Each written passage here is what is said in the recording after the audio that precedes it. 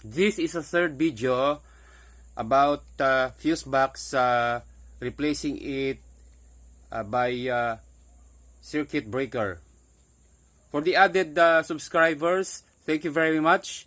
And this third part of the video is short and will not take around 2 minutes. I hope you'll finish it, and I hope you'll learn and be courageous. And if you're not courageous enough to install your circuit breaker, I suggest you get an electrician for the introduction. Thank you very much.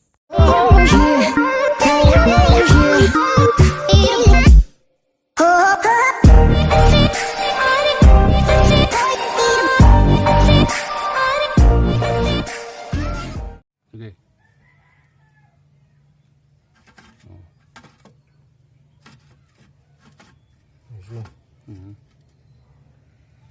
Yan.